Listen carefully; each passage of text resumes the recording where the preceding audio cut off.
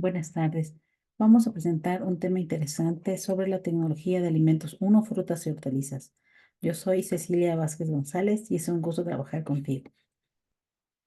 El tema es características del secado de nopal por lecho fluidizado, cuyo nombre científico es Opuntia ficus indica.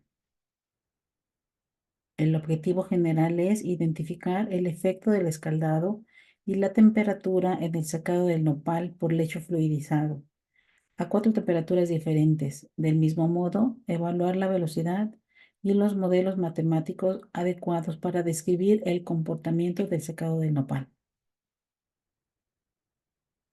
Tenemos cuatro palabras importantes dentro del glosario. El primero, el mucílago, que muy bien conocido cuando cortas el nopal, es esa baba viscosa que se encuentra y que le da ciertas características de consistencia, por ejemplo, y que en la antigüedad era empleada para colocarla dentro de dentro de las construcciones, en los adobes, por ejemplo.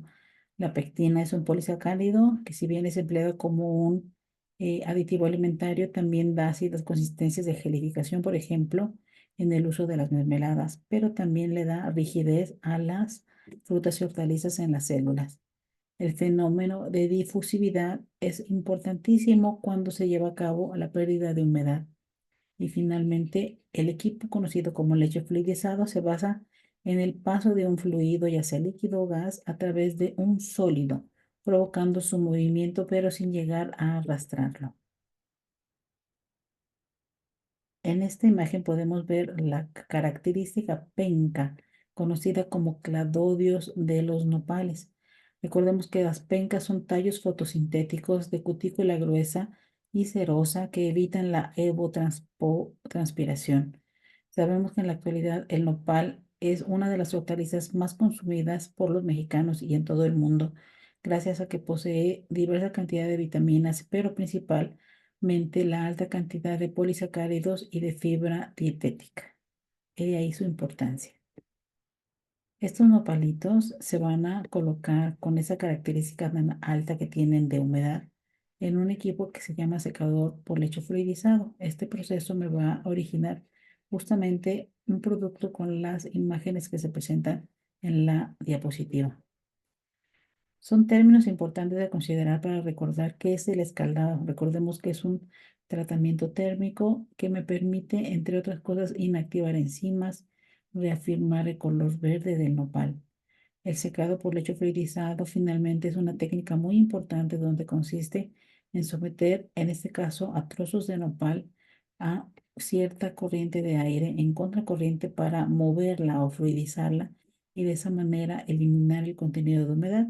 Y gracias a las matemáticas es importante aplicar modelos que permitan simular dicho proceso.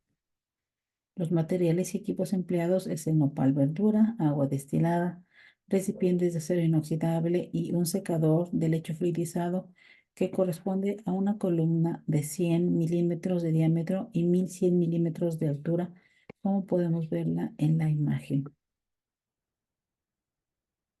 Si pudiéramos describir en qué consiste el proceso, son tres. Uno, la recepción del nopal, nopal tierno, delgado, que fue cortado en tamaños de 3 por 2 por 1 milímetro.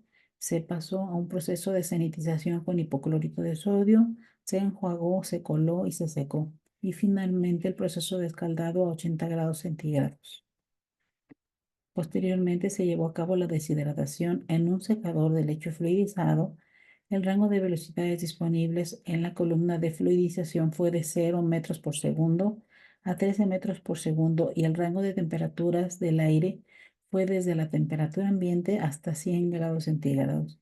Esta es una de las condiciones principales por qué usar el secado de lecho fluidizado, porque puedes alcanzar temperaturas muy elevadas.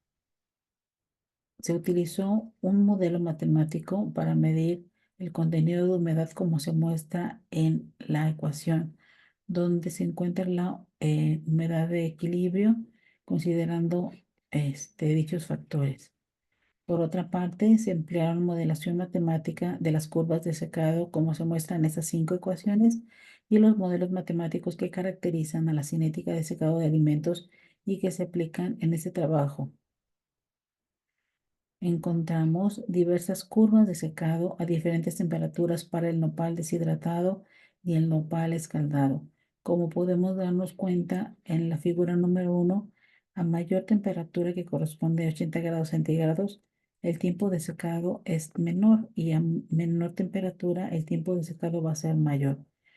Lo mismo sucede en el nopal escaldado.